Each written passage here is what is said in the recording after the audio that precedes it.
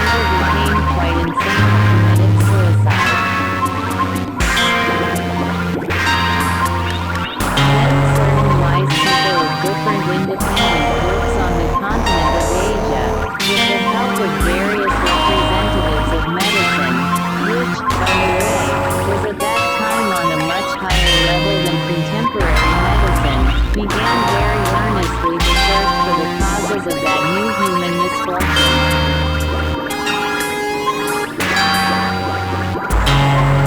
After long and impartial labors they discovered, on the one hand, that the men who contracted this disease were exclusively those in need subconscious, for some reason or other, there no longer arose any impulse of faith in anyone or anything, and on the other hand, that those adult men who periodically performed a normal ritual of intercourse with women were immune to this disease. When the news of this conclusion of theirs spread over the continent of Asia, the rulers and chiefs of the separate Asiatic groups at that time grew alarmed, as almost all the regular troops at their disposal consisted of adult men and, moreover, the constant wars did not permit them to live normally with their families.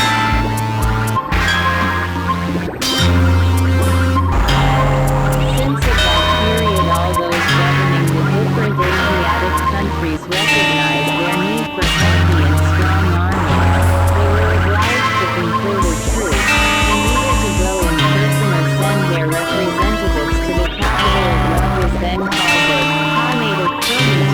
in order jointly to find a way out of the situation that had arisen.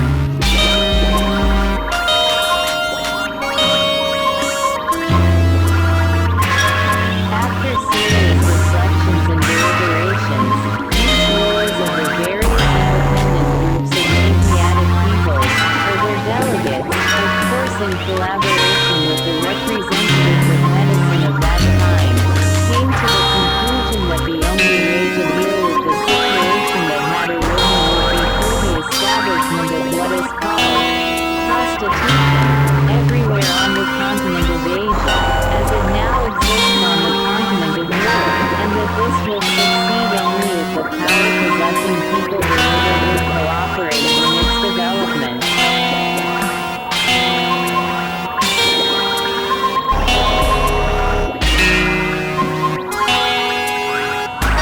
Almost all the chiefs of state of that time fully agreed with this conclusion of the representatives of the peoples of the continent of Asia, assembled in the capital of the Khanate of Turkey. From then on, without experiencing any remorse of conscience, they not only began to encourage and aid all women in general,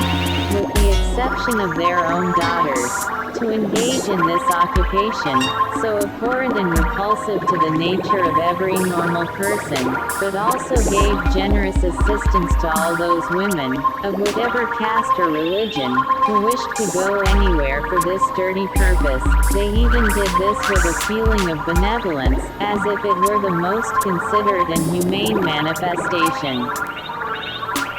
Now that we have touched upon this subject, allow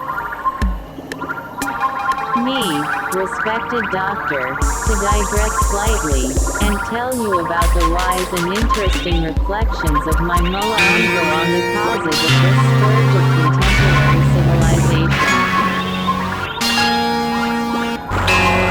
Once, during Ramadan,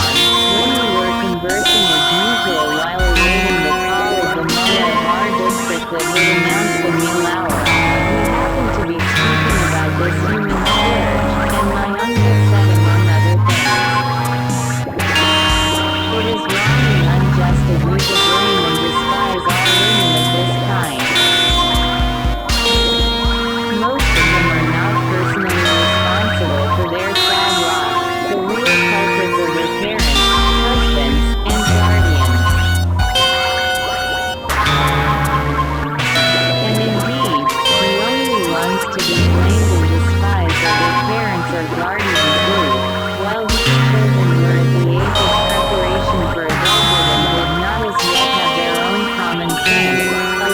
arising in them is a property called laziness.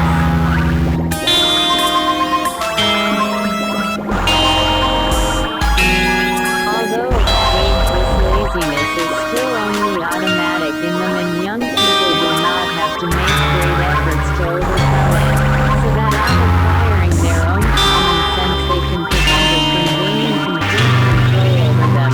Nevertheless, the organization of women suddenly is such that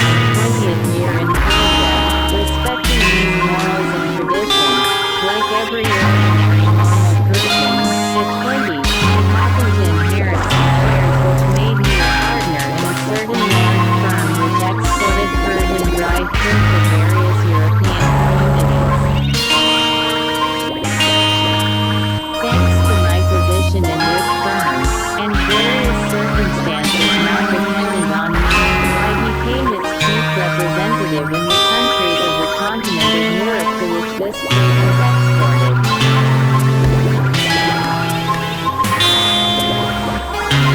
First I went to Russia,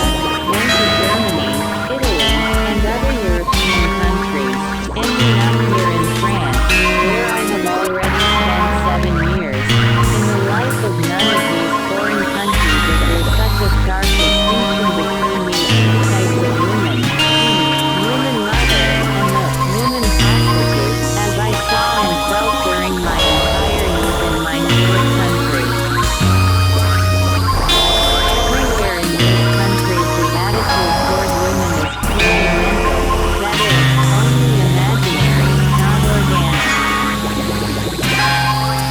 Here for instance, however unfaithful his wife may be, a husband will never know it unless he sees or hears of it.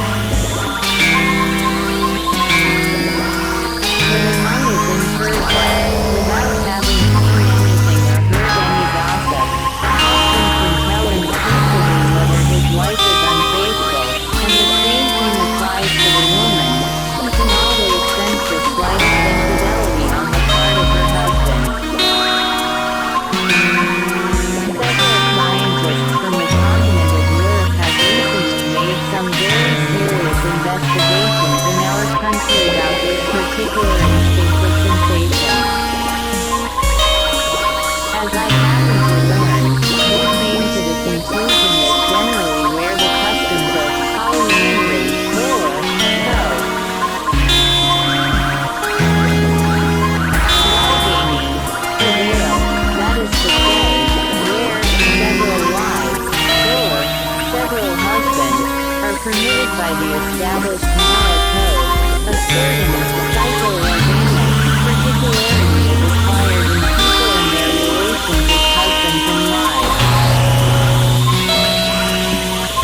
This psycho-organic particularity also exists in the people of our Persia, because, as you know, as followers of Islam, we have the custom of polygamy, that is to say, each man is permitted by law to have as many as 7 wives.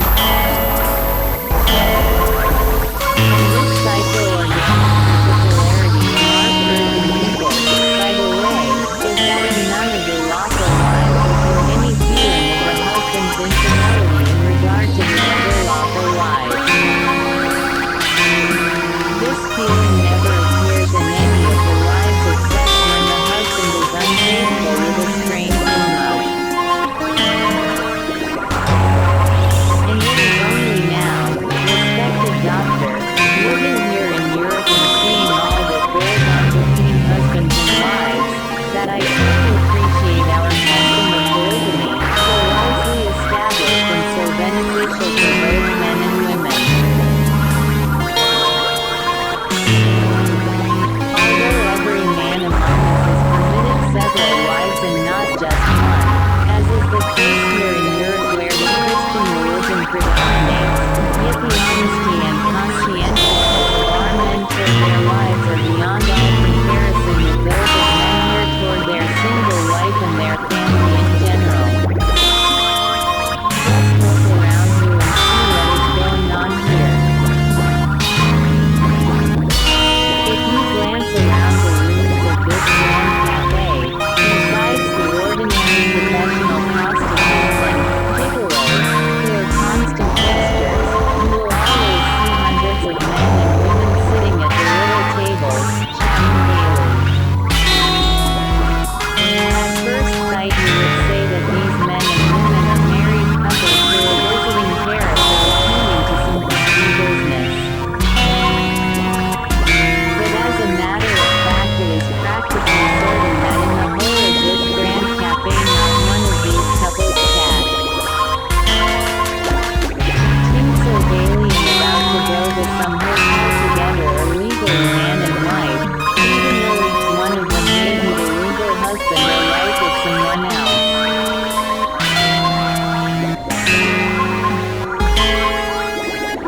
While these men and women are sitting here, there, legal wives, who have remained at home in the provinces are probably imagining and telling all their acquaintances very positively that their legal wife, or legal